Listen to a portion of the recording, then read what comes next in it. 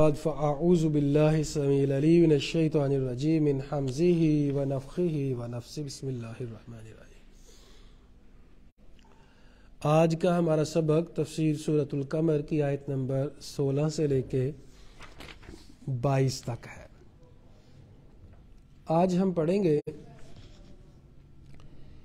قرآن مجید بہت آسان ہے کو نصیحت حاصل کرنے والا۔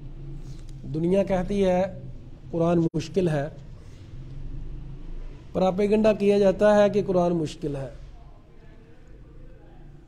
تمہید جو آج میں یہ باندھنا چاہتا ہوں، قرآن مجید سب سے زیادہ پڑھی جانے والی کتاب ہے، اور المیہ یہ ہے کہ یہ واحد کتاب ہے جس کو بغیر سمجھ کے پڑھا جاتا ہے لیکن وہ بغیر سمجھ کے پڑھا جاتا ہے۔ اس سے بھی بڑا المیہ یہ ہے کہ ہم مسلمانوں نے یہ مشہور کر رکھا ہے کہ قرآن مجید کو سمجھنے کے لیے 14 علم چاہیے، نہ کسی نے 14 حاصل کرنے، نہ کسی نے قرآن سمجھنا۔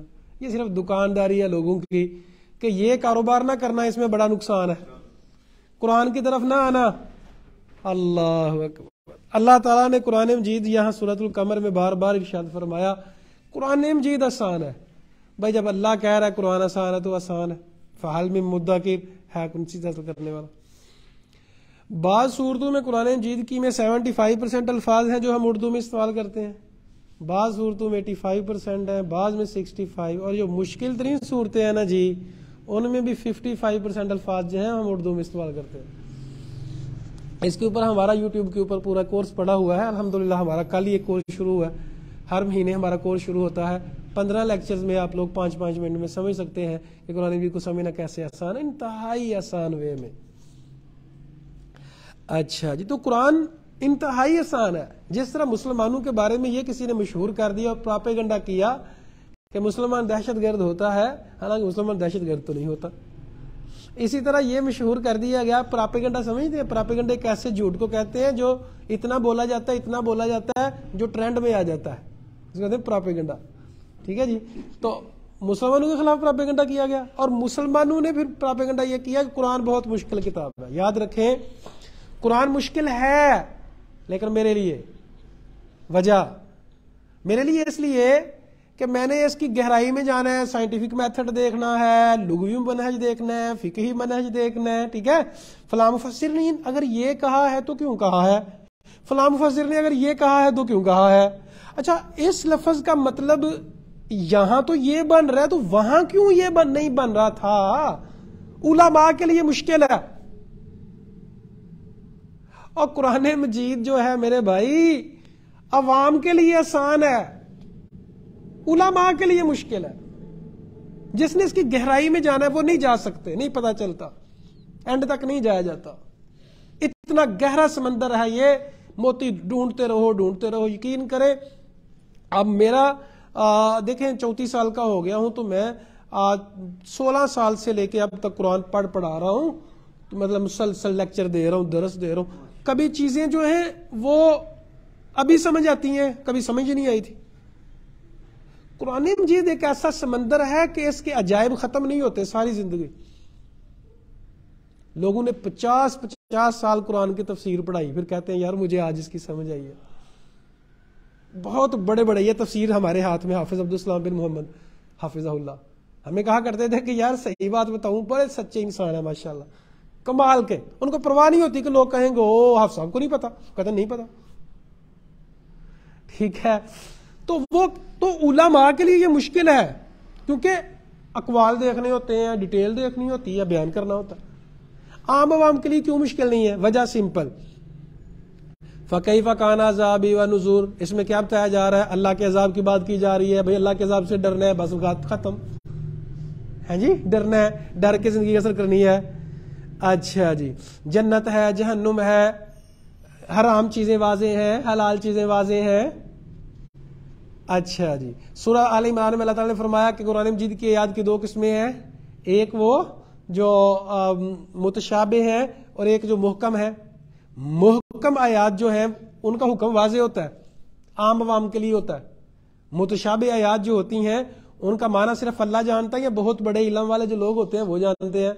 تو جو متشابہ آیات ہیں وہ کتنی ہیں؟ وہ تھوڑی سی ہیں، چند آیات ہے وہ مشکل ہے، ہاں باقی مشکل ہے، نہیں سمجھ آتی ان کا، لیکن جو محکم آیات ہیں ان کا حکم واضح ہوتا ہے، وہ مشکل نہیں ہوتا، آسان ہوتا۔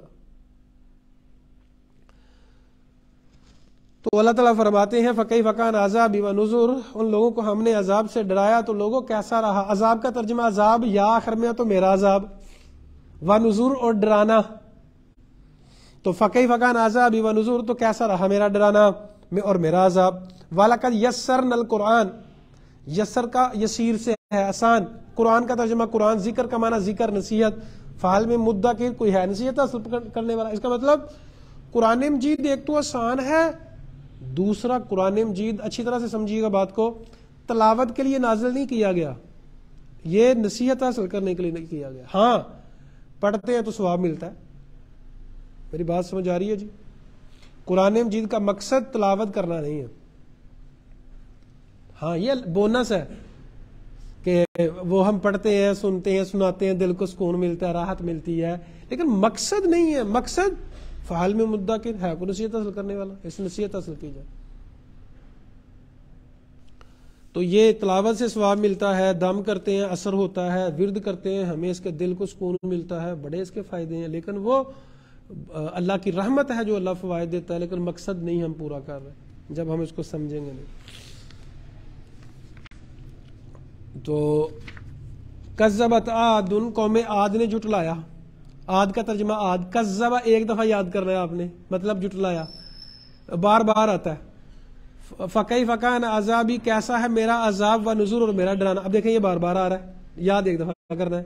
اِنَّا کا معنی بے شک، نون الف نا ہے تو بے شک ہم نے، ارسلنا، ارسلہ کا معنی بھیجا اور نون زبر الف نا آخر میں تو ہم نے بھیجا، انا ارسلنا علیہم، ہم نے بھیجا ان کے اوپر ریحن سرسرن، ایسی ہوا جو بہت تیز تھی، سرسرن فی یوم نحس مستمر، ایسے دن میں جو دائمی نحوست والا، نحس مستمر یعنی نحوست والا دن تھا، یعنی اس کی وجہ سے، ان کی وجہ سے نحوست آئی اور وہ نحوست جاری ہو گئی ان میں۔